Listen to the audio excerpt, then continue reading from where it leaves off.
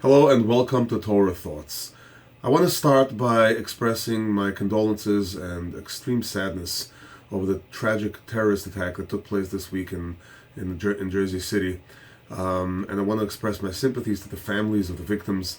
Detective Joseph Seals, whom the terrorists killed before they made their way to the grocery store where they opened fire on civilians.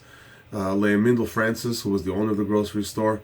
Moshe Hirsch Deutsch, who was a customer at the grocery store, and Douglas Rodriguez, who was an employee at the grocery store.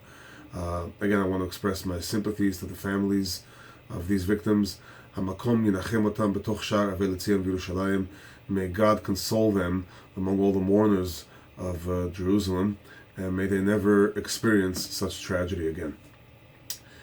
I also want to, at the same time, while we mourn this terrible event, we also have to thank God for at least two miracles that I'm aware of that took place during this terrorist attack. One was there was a cousin of one of the victims, Moshe Hirsch Deutsch. His cousin was also in the store, and one of the terrorists actually walked in, and he came face to face with her. He managed to shove the gun that she pointed at him. He managed to shove it out of the way and ran out of the store. He was shot. I believe he was shot in the stomach, but he survived it. His life is not in danger. And it's no less than a miracle that he survived this event.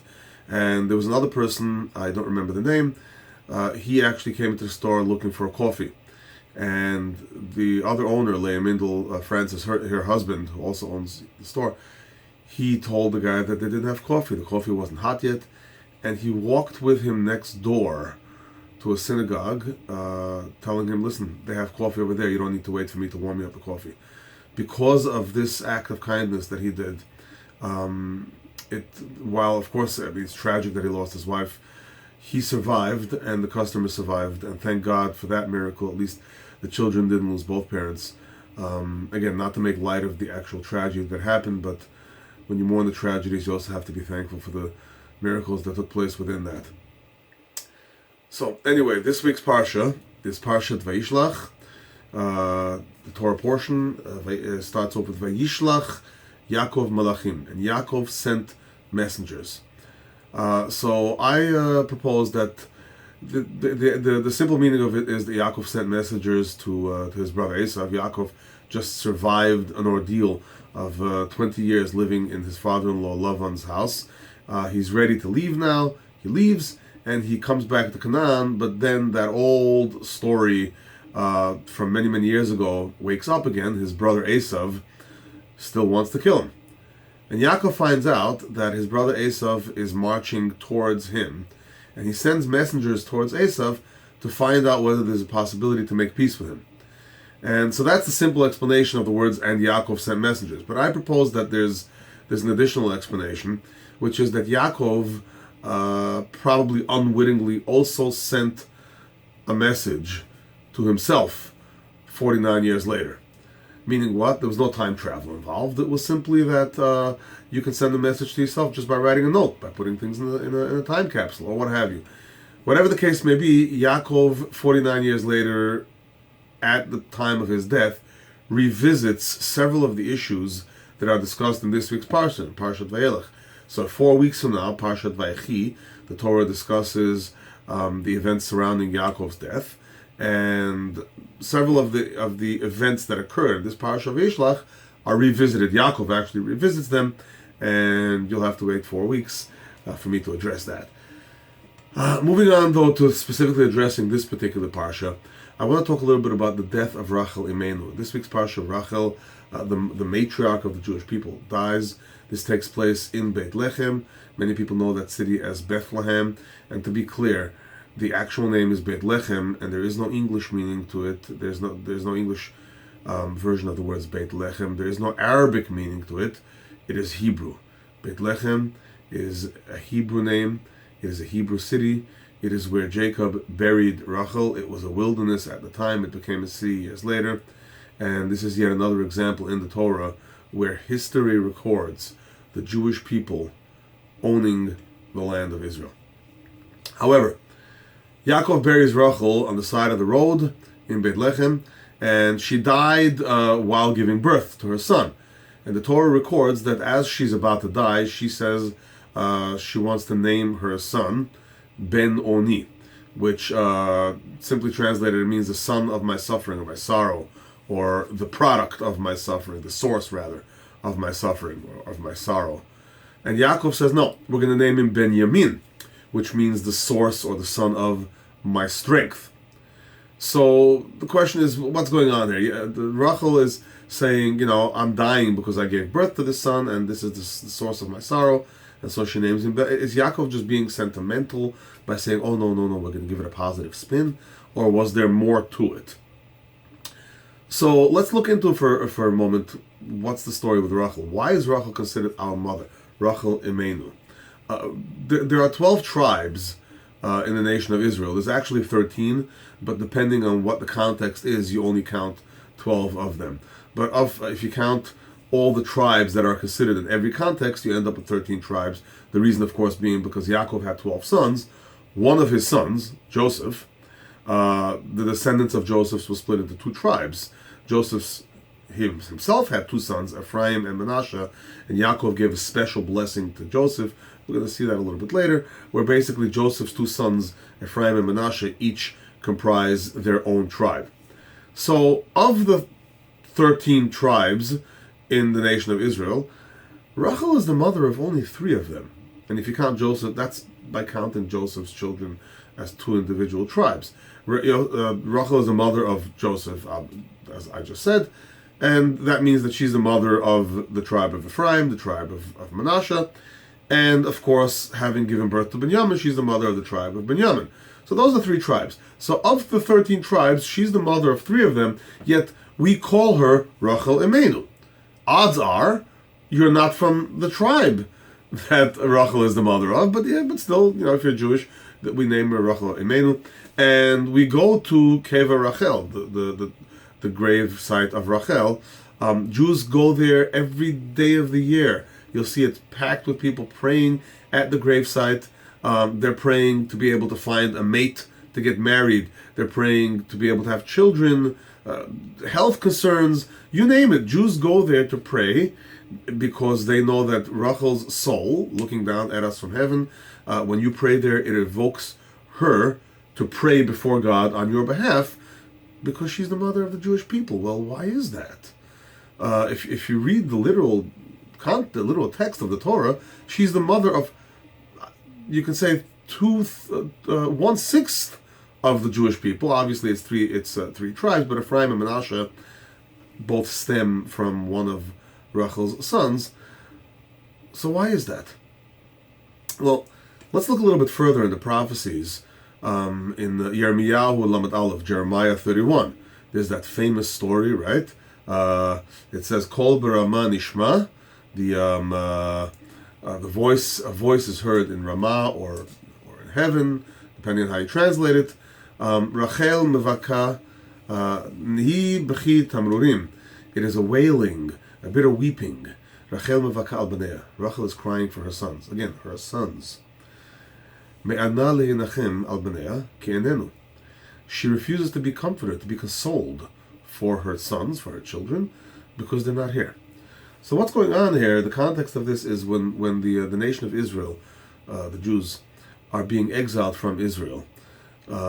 As they're being driven away, this is a journey of many months, no doubt, and they encamp where it happens to be on the road, right outside of Rachel's tomb. And that's where the Jews pray. And so Rachel from heaven gets up before God and she prays on behalf of her people. And the Midrash tells us a story about how that took place. When the Jews are being exiled, it's not just Rachel that prays for her people.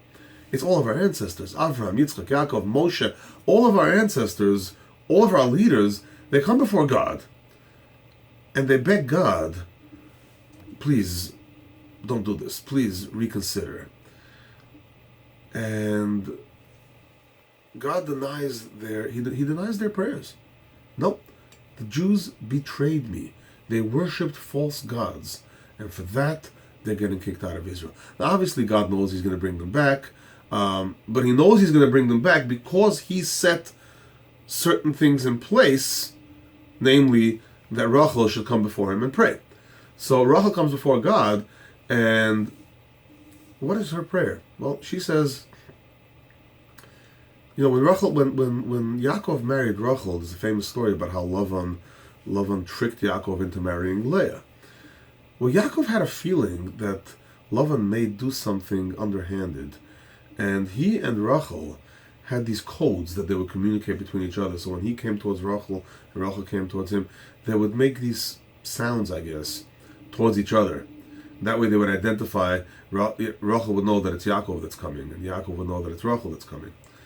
And Rachel knew that when Leah marries Yaakov, after her face is covered during the wedding, they retreat to their tent. It's going to be nighttime, and Lavan's plan was that Yaakov wouldn't know that it was Leah until it's too late. But Rachel knew that Yaakov would use those codes, and Leah would be caught. This would be like in the middle of the wedding, in front of everybody. Leah would get caught that she wasn't Rachel, and it would be a tremendous, tremendous embarrassment. So rather than letting her sister be humiliated, she gave the codes to Leah. And that's how Yaakov, in fact, didn't find out until the next morning. So here's Rachel telling God, okay, I put my jealousy aside for my sister. Is it possible that the master of the universe is less compassionate than a human being? I was jealous, but I put it aside for the sake of my sister because I had compassion for her. And I gave her those codes.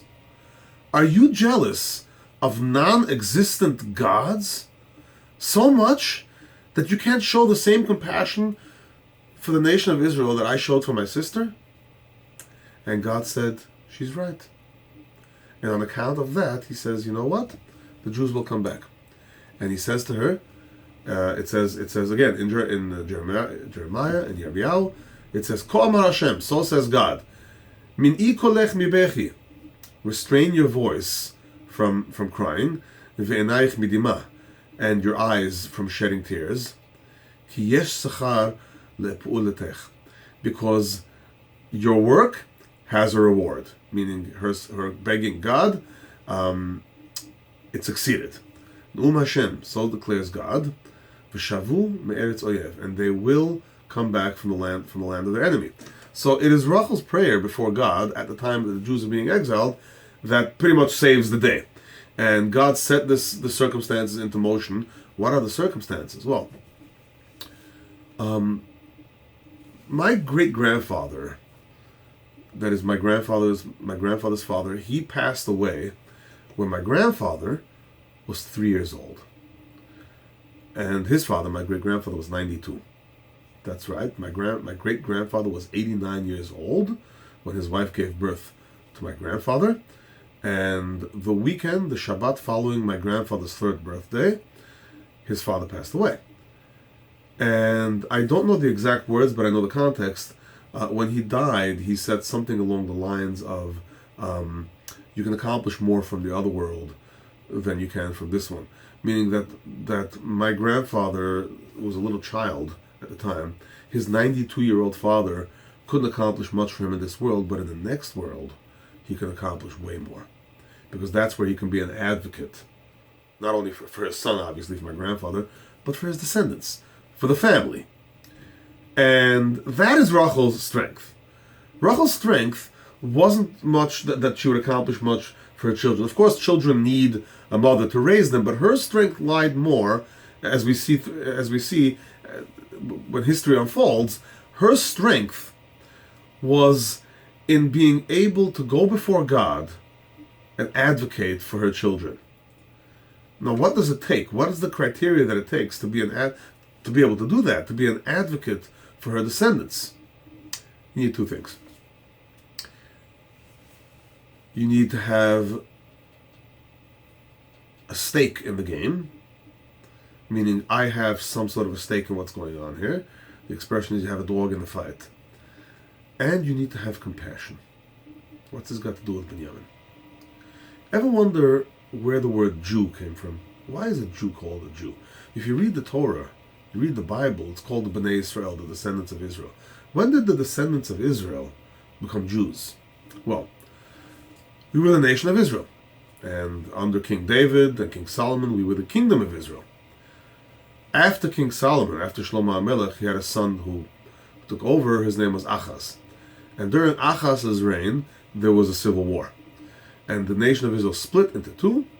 And the majority of the tribes, of the 12 tribes, as I said before, in this case you don't count Levi because they didn't own any land in the land of Israel.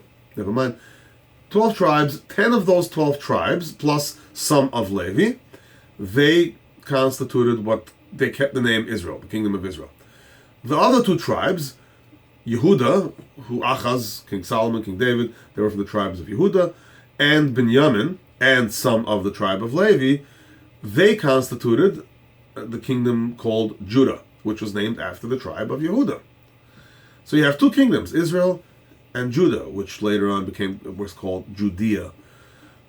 These two kingdoms, they lived side by side, and the kingdom of Israel, the 10 tribes, they were conquered by the Assyrians. They were driven out, they were taken into exile, and lost forever, we thought. What remained was the kingdom of Judah, Jews.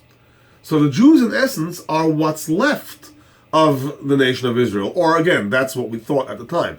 Now, other tribes, and so throughout the years, we said Jews, it became synonymous with the nation of Israel. Now, other tribes are being found. The tribe of Manasseh is believed to have been found in India. But we call them Jews, even though they were never actually called Jews. But we do that because the word Jew has become synonymous with Israel. But anyway, here we have two kingdoms, two different exiles. The destruction of the first temple took place way after the 10 tribes were exiled. So the 10 tribes, the majority of the nation of Israel, never experienced the destruction of the first temple. They never saw the second temple. All of that happened with the kingdom of Judah. So Rachel is praying for her children. She needs to have a stake in all of this. Her descendants, Ephraim and Manasseh, are part of those 10 tribes. Beautiful. She prays for them. God answers her prayers. The tribes that built the second temple, the tribes that ultimately began the return of our people to the land of Israel, the Jews. What is her stake in that? Binyamin. Rachel is destined to be the reason God brings the Jews back to Israel.